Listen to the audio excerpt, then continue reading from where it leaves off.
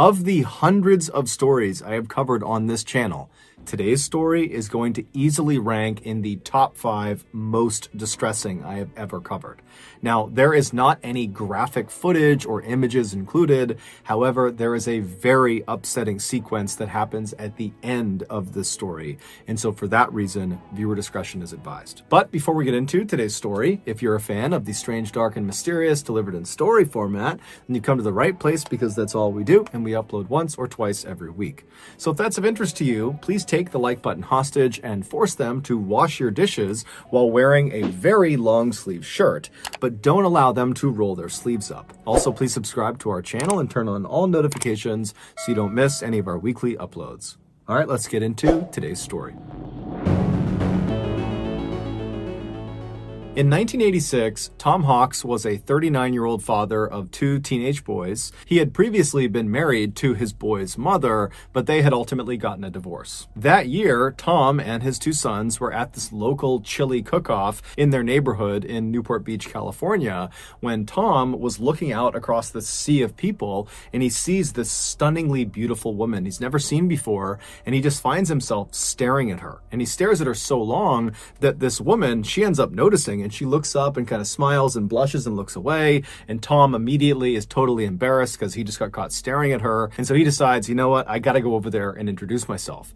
And so Tom, who's this totally ruggedly handsome, muscular guy with this incredible mustache, he strides across the lawn and he walks up to this woman and he introduces himself. And she is all smiles and she says her name is Jackie and she's 29 years old and she's single. And from that point onward, those two completely hit it off. They fell madly in love. And just a few years later, in 1989, they got married in front of 150 of their closest friends and family. And then after the wedding, Jackie moved in with Tom and his 2 boys. And even though the boys' mother was still alive, they began calling Jackie Mom, because Jackie not only lived with them, but also because she was so devoted to them, and she just was such a loving and kind person that it just made sense to do that. Also, Jackie, when she was 22 years old, she had gotten into this horrific motorcycle accident, and the internal damage that accident had done to her had left her unable to have kids of her own, something she had always wanted to do. And so when she had the opportunity to be these boys' mother, she really leaned into it. And so she was like this fabulous mother. So over the years, Tom and Jackie raised their 2 sons, and then in 2002, when the boys were all grown up, they left the house. Now, this was a sad moment for Tom and Jackie to suddenly be empty nesters. I mean, so much of their identity was wrapped up in being parents, and they were very close with their sons.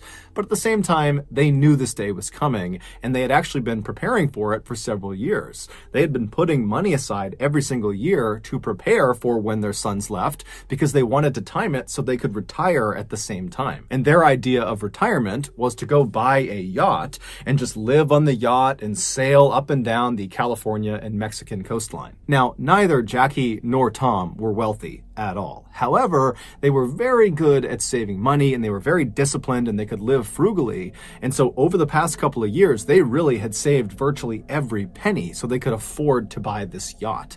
And so finally in 2002, when their sons do actually leave, Tom and Jackie, they sell their house in Newport Beach, California. And between the proceeds from the sale of their house and all this money they had set aside, they had enough to purchase this kind of beat up old small yacht. And so this yacht they named the Well-Deserved. Even though this yacht was by no means a glamorous yacht like you think of when you hear that word, Tom and Jackie adored this boat. And so as soon as it was theirs and they had docked it in Newport, they moved all of their belongings onto this boat because they're going to live on this boat. And then they began meticulously cleaning it and organizing it and upgrading it everywhere they could within their limited budget.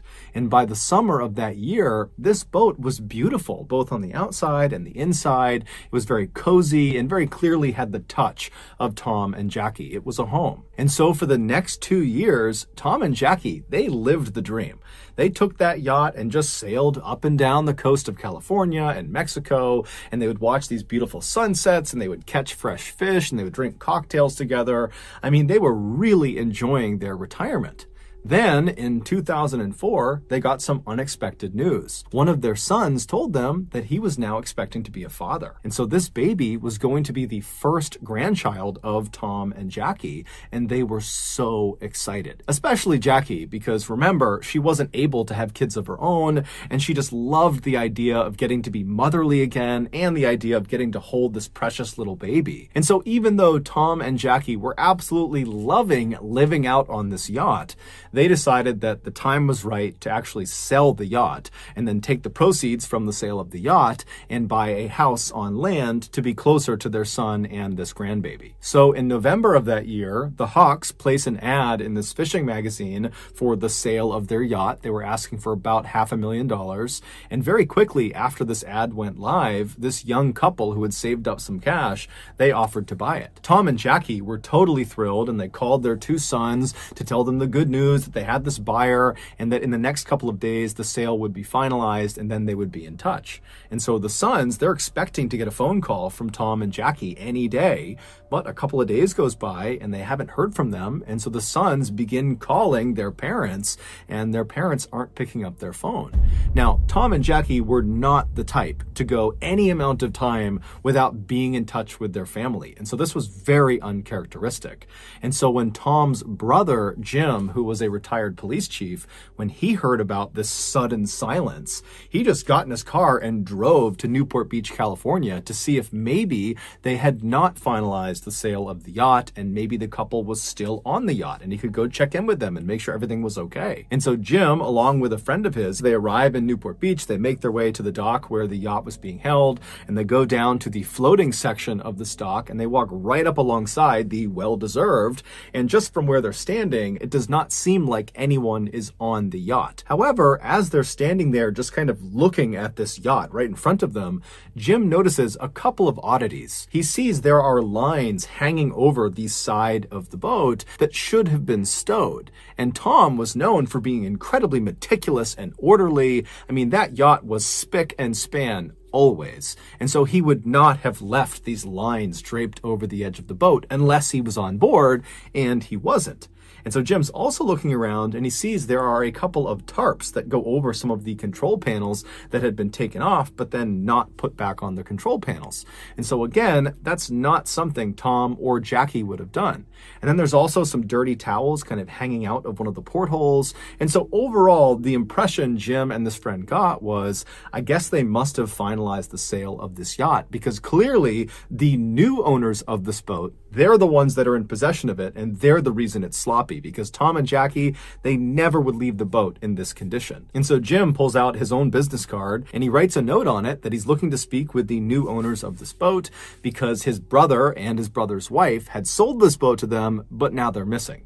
And so please give me a call back. And so Jim and his friend, they leave the boat, they leave the dock, and they begin to leave the area when Jim's cell phone rings. And he picks it up, and it's this 21-year-old woman named Jennifer De Leon. And so she tells Jim that she got his business card on her yacht, and that yes, she and her husband had recently purchased this yacht from the Hawks, but like Jim, they were having a hard time getting in touch with the Hawks as well, because after acquiring their boat, Jennifer said she and her husband realized there were a couple of controls on the boat that they didn't know how to use, and so they needed to talk to Tom and Jackie to explain how to use them. Also, Jennifer said she had found some personal belongings that belonged to Tom and Jackie that were stuffed in a couple of drawers that just got left behind, and so she wanted to return that property to them as well. But she's telling Jim, I'm trying to get in touch with them, and I can't get in touch with them. And so Jim asked Jennifer, when was the last time you or your husband saw Tom or Jackie? And she would say, the last time we saw them was when we actually finalized the sale of the boat, when we literally gave them the money and we watched them take the money, hop in their car, and drive away. Jim asked her if she had any idea where they might have been going. And Jennifer said, we really didn't have that many personal conversations with Tom or Jackie. It was mostly just business stuff. But in the limited personal interactions we did have, Tom would always talk about how he and Jackie planned on buying a house in Mexico in this town that bordered Arizona, because apparently they have a son that lives in Arizona and he's about to have a baby, and they were talking about how they wanted to be very close. Jim thanked Jennifer and asked her, if you hear from Tom or Jackie, please let me know. And then Jennifer says to Jim, same thing to you. If you hear from them, please let me know, because I need to talk to them too. And so they hang up, and Jim is left thinking, what's going on here? And then Jim remembers there's this woman that Tom and Jackie had hired. Her name was Patricia. And for the past couple of years that they had been out on their boat, they knew they would not have great internet. And so they would not be able to consistently be able to pay their bills and pay taxes. And so they had hired this woman, Patricia, who was also a friend of theirs, to basically pay their bills and manage their finances. And so Jim gets her number and he calls Patricia. And the first thing he asks her is, hey, have you spoken with Tom or Jackie recently? And she says, no, I haven't. And so Jim explains the situation and then asks Patricia, has Tom or Jackie recently made a large deposit into any of their accounts? Because just a couple of days ago, they would have received nearly $500,000.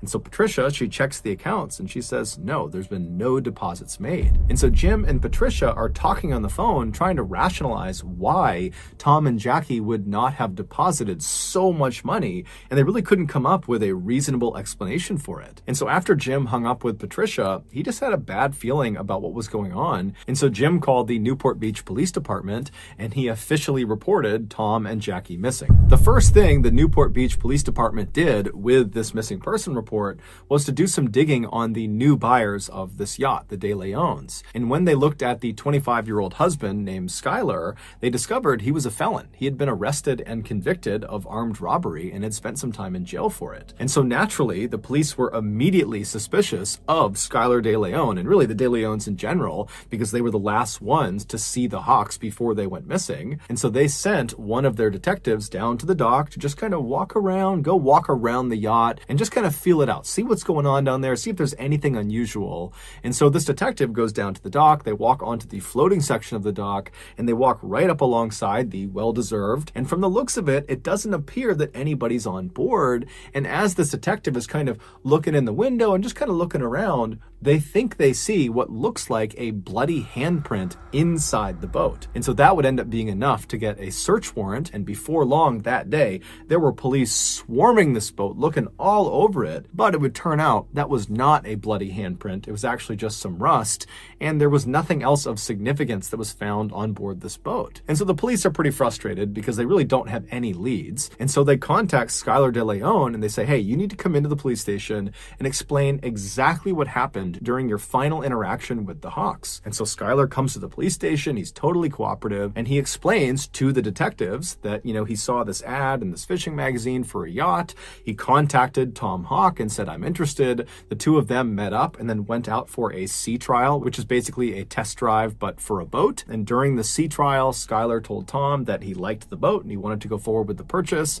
And so on November 15th, Skylar, along with his pregnant wife and his young daughter, and also a notary and another person, a friend of Skylar's that was there just kind of as a witness, they go to the parking lot of the dock right near where the yacht is. And then the Hawks show up, Tom and Jackie, and the De Leons literally hand over a suitcase full of cash to Tom, and then Tom and Jackie, with the notary, they signed the sale documentation, basically giving the boat over to the De Leons, and then Tom and Jackie took their suitcase full of cash, hopped in their SUV, and they drove off, presumably to go to Mexico. When the police asked Skylar, how were you able to afford such an expensive vessel, Skylar would tell them that back in the 1990s, he was actually a child star, or kind of. He was an extra on the very popular TV show Power Rangers, and from being on that show, he had made a bunch of money, and he had set it aside. And as Skylar is telling the detectives this, he kind of just stops himself at some point and he's like, you know what?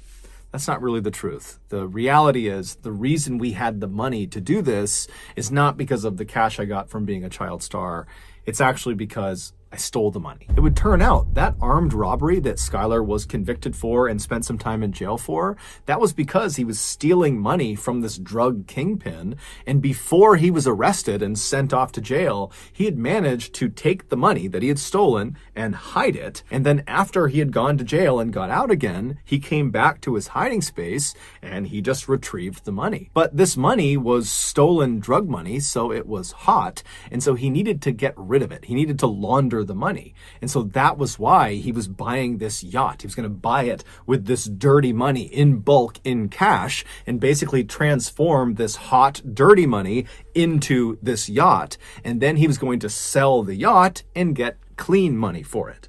And so the police are totally shocked at this confession because Skylar has just completely incriminated himself in a money laundering scheme. But the police would ultimately say to Skylar, you know what, we're not going to charge you with money laundering because you're being so forthright and helpful with this investigation.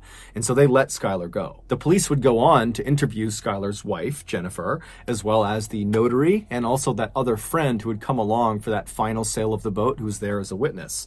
And so the police interview all three of those people and they ask them, you know, what was your final interaction with Tom and Jackie like? And they all described the same situation of seeing Tom and Jackie taking the suitcase full of cash and then signing the paperwork, hopping in their car and driving off. The only detail that seemed to differ amongst these four people who were there was the way Tom and Jackie were acting. Skylar made it seem like Tom was kind of anxious and paranoid about having all this money, whereas the notary said, you know, Tom and Jackie seemed completely normal to me. After all the interviews with these people who had seen Tom and Jackie last, the police felt like they had kind of reached a dead end and just didn't know what to do next. And so they went to the media and asked them to put out a bulletin that had a picture of Tom and Jackie, as well as a picture of their vehicle, and it asked people to come forward if they had seen them. And sure enough, within a couple of days of this bulletin going out on TV, this older couple in Mexico called the police to say the Hawks SUV is right across the street from me right now. It's parked right on the road. And so naturally, the Mexican authorities, as well as American authorities, they rush to this location and they charge up to the house where this SUV is parked, and they're kind of expecting to find Jackie and Tom inside, or someone that at least knows Tom and Jackie. But when they knock on the door, this guy nobody recognized, someone who was living in Mexico, he comes up to the door and he's looking very confused, and the police ask him, you know, whose SUV is that parked outside? And he said, oh, well, that's my friend's car. And they say, well, is your friend Tom or Jackie Hawks? And the guy's like, no, who's that? The car belongs to Skylar De Leon. This was, of course, the moment when the police realized Skylar was lying to them. He had told police the last time he had seen Jackie and Tom, they had hopped in their SUV and they had driven off. But clearly that was not the last time, because he somehow managed to acquire their car afterwards, and then he gave it to this random person in Mexico. So the police in Newport Beach, they used Skylar's money laundering confession on camera to bring him in. They arrested him on money laundering, and then with him in custody, they searched his home. And inside of his and Jennifer's house, they found all these things that belonged to the Hawks. Things like laptops and video cameras, things Tom and Jackie would not have left behind on the boat. But despite all this evidence connecting Skylar De Leon to the Hawks' disappearance, he maintained his innocence and said this was just a big misunderstanding. And then while he was in custody getting grilled by police, his wife, Jennifer, was also saying the same thing, that Skylar didn't do anything. She was even going on talk shows and talking about how this is just one big misunderstanding and Skylar had nothing to do with the Hawks' disappearance, that they are just as concerned about Tom and Jackie as everybody else is. But the police were not buying it. They knew Skylar knew something that he wasn't telling them, obviously. However, they weren't really getting anywhere interviewing Skylar. He was just kind of saying, look, I had nothing to do with it.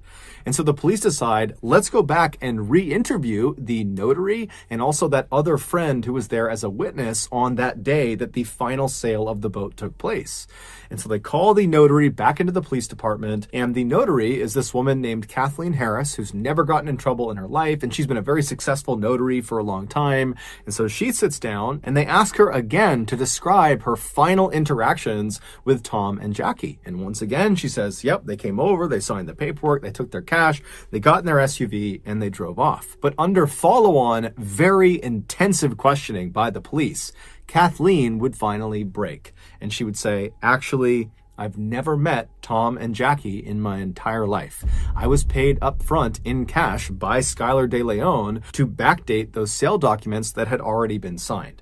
I have no idea what happened to Tom and Jackie. Next, the police went out and got that friend who was also there at the time of the final sale, that witness. His name was Alonzo Mason. And so they bring him in and they ask him, what was your final interaction like with Tom and Jackie? And at first he stuck to the story that, they got the cash, they hopped in the SUV, they drove off, that's all it was. And the police stop him and they're like, we just spoke to the notary and she said she was lying. She wasn't even there. She had backdated those documents. So we know you're lying.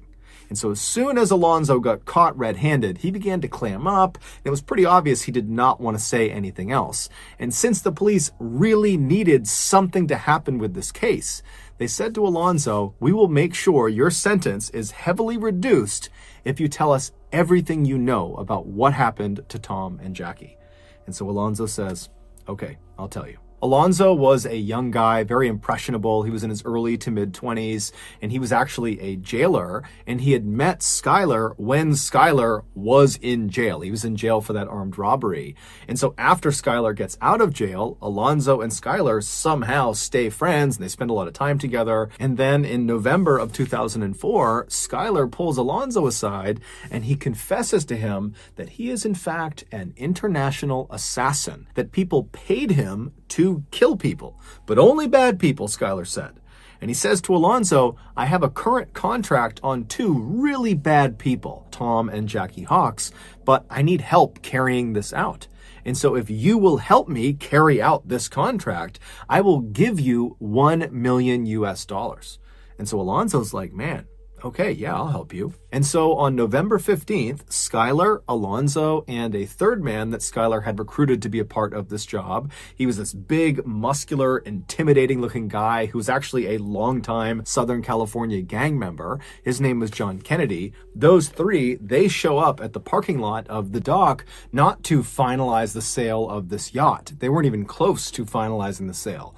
They were there to meet up with Tom and Jackie to do a sea trial, a test drive. But when Tom and Jackie arrive, Tom, who was a longtime probation officer and so was very used to being around felons and convicts, he immediately sized these three up and thought, bad news. And so when the two parties met each other in the parking lot, Skylar started to notice that Tom was definitely apprehensive about getting on a boat with them. In fact, Tom was talking about potentially rescheduling and that, today is not a good day. And Skylar's seeing, okay, they're clearly uneasy about getting on the boat with us. And so Skylar says, "Hey, Tom, Jackie, hold on a minute. I'm going to step aside and make a phone call."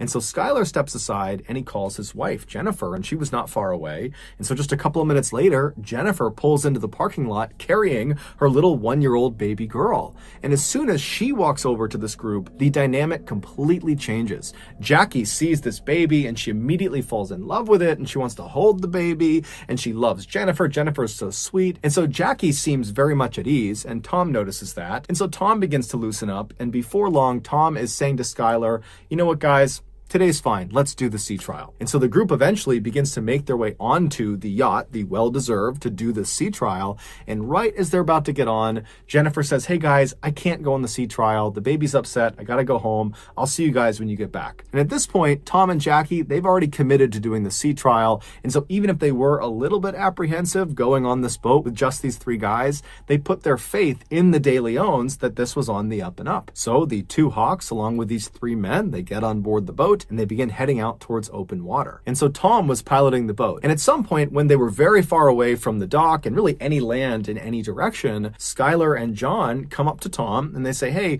we want to show you something down in the lower levels of the ship." And so Tom goes with them. They go downstairs into the bedroom. And while they're down there, Alonzo and Jackie were in the kitchen, which is right above the bedroom. And as they're standing there, Alonzo and Jackie suddenly hear this very loud commotion coming from the bedroom. Now, Alonzo knew what that was. It was Skylar and John attacking Tom. And so that was his cue. Alonzo leapt forward and he grabbed onto Jackie. And before Jackie could even figure out what was going on, he had thrown her to the ground, pulled her hands behind her back, and then he pulled out handcuffs that he had and he handcuffed her hands together. Sounds like Jackie's here, Alonzo's here, and then that's where Thomas Hawks, Skylar, and Jeff Kerr on the bottom. And Jackie hears the commotion. She looks down this way, and this is where Alonzo overpowers her. And as soon as Jackie was subdued in the kitchen, Skylar and John, they come up the stairs, and Tom's not with them, and they grab Jackie, and they walk her down into the bedroom, and Jackie would have seen her husband, Tom. He's been handcuffed, and he's laying on the bed on his back. And so they throw Jackie onto the bed right next to Tom, and immediately Jackie turns around and looks at Skylar and says, "Why are you doing this to us? We just met your wife. I just held your baby. why are you doing this? All we want to do is just go back to land and be with our children and be with our grandchildren, please. But Skylar didn't care. He just turned to Alonzo and said, put tape on both of their mouths and their eyes. And as Alonzo was doing that, Skylar went upstairs and began piloting the boat towards the deepest part of the ocean. And so as Skylar is driving this boat, Alonzo and John are down in the bedroom, and Alonzo remembers looking over at Tom, and Tom was comforting Jackie. He had managed to pull his hand up, and he was stroking Jackie's hand, and he was saying to her, it's going to be okay. No matter what happens to us, we'll be together. Suddenly, the boat stopped because Skylar had reached the deepest part of the ocean, and he called down to John and Alonzo to bring Jackie and Tom up onto the deck. And so Alonzo and John do just that. They march Tom and Jackie up the steps. They bring them out to the deck of the ship, and then Skylar forces them to sign the sale documentation for the boat, as well as had them sign additional paperwork that gave Skylar access to their bank accounts. And while they were signing these documents, Jackie actually misspelled her last name on one of the signature blocks. She left the S off of her last name. That's not something she would have done by accident. It's pretty clear she did that on purpose to signal to the future that she signed this under duress. After all these documents were signed, the three men led their two captives to the back of the boat. And then once they were standing at the back of the boat, Skylar tells Alonzo, in earshot of Jackie and Tom, to, hey, go to the front of the boat and get the anchor. And so Tom and Jackie, they know that whatever's going to happen to them next, it's not good. And so Jackie begins pleading with them to let them live, let them go back to land, let them see their grandchild.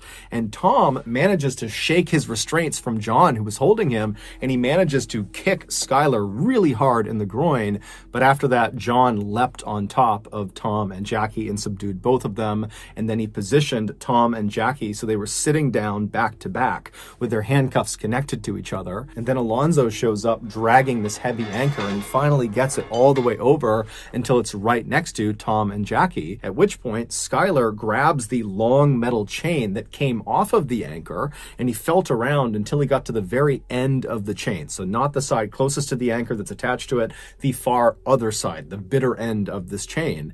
And he reached down and he connected that portion of the chain to Tom and Jackie's handcuffs. And then once he was sure their handcuffs were securely fastened to the end of this chain, Skylar stood up, walked over and grabbed the anchor, and with quite a bit of effort, he managed to lift it up and threw it over the side of the boat. As soon as that anchor hit the water, all Tom and Jackie would have heard for several seconds would be the sound of all of that loose chain that they were connected to being rapidly pulled off the boat and being sucked down into the water. And so that chain was going up and over this wooden railing, and so all they would have heard is just chain links grinding over the railing until finally the anchor pulled the chain tight, at which point it yanked Tom and Jackie towards the side of the boat. Alonzo would say when this happened, Jackie's head struck the inside of the side of the boat so hard it made this very loud, audible cracking sound. And then Skylar, Alonzo, and John just stood there as Tom and Jackie desperately tried to fight against the weight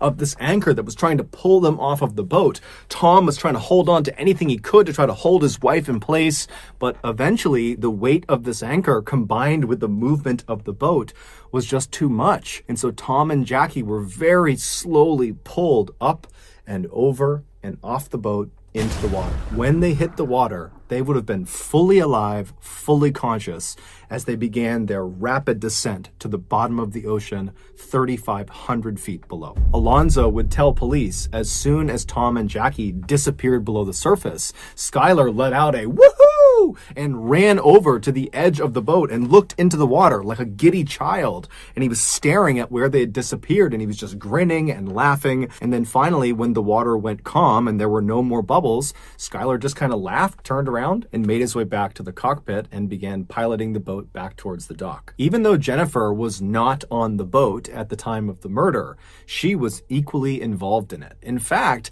the attack was her idea. She wanted more money, and she saw this scheme scheme as being a way of doing that. So remember, when she showed up at the dock parking lot with her baby and put Jackie and Tom at ease to help get them out on that sea trial, she was doing that very intentionally to trap Jackie and Tom. She knew what was going to happen out on that boat. She was trying to get them to go so they could be murdered and they could steal their boat. And when Skylar was out on the boat, before, during, and after the murders, he would step aside and call Jennifer to let her know how it was going and kind of get her feedback and ask for advice about what they should do next. With that in mind, one of the darker elements of this case has to do with the video camera that was discovered inside of Jennifer and Skylar's house. It was the Hawks video camera, and they had used it over the past couple of years to document their travels out on the ocean. And so when the police acquired this video camera, they played the tape that was inside of it. And at first, the tape shows Jackie filming the inside of the well-deserved yacht, and she's talking about how sad it was that this is probably one of the last times they'll be inside of this boat.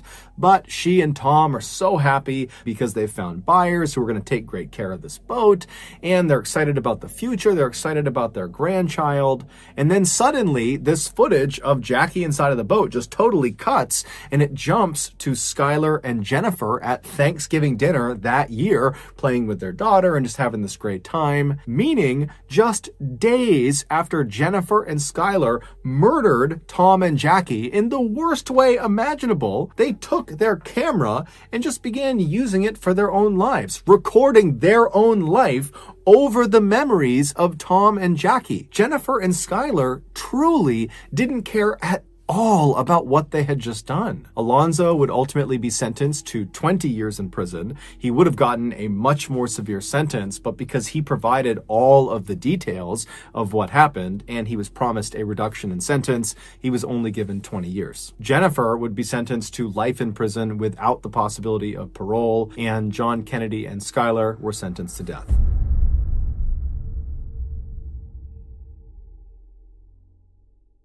So that's going to do it, guys. If you got something out of today's episode and you haven't done this already, please take the like button hostage and force them to wash your dishes while wearing a very long sleeve shirt, but don't allow them to roll their sleeves up. Also, please subscribe to our channel and turn on all notifications so you don't miss any of our weekly 1 or 2 video uploads. We are now selling merchandise like flannels and hats and sweatshirts and all sorts of stuff. If you're interested, go to shopmrballin.com. If you want to learn about upcoming deals and promotions for our shop, go to our shop's Instagram page. The username is shopmrballin.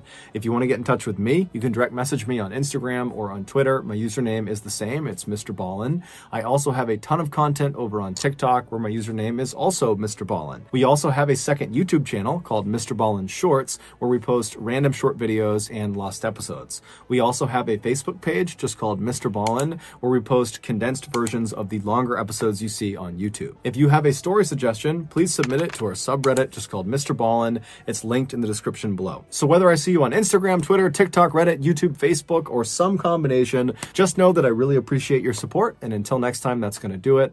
See ya.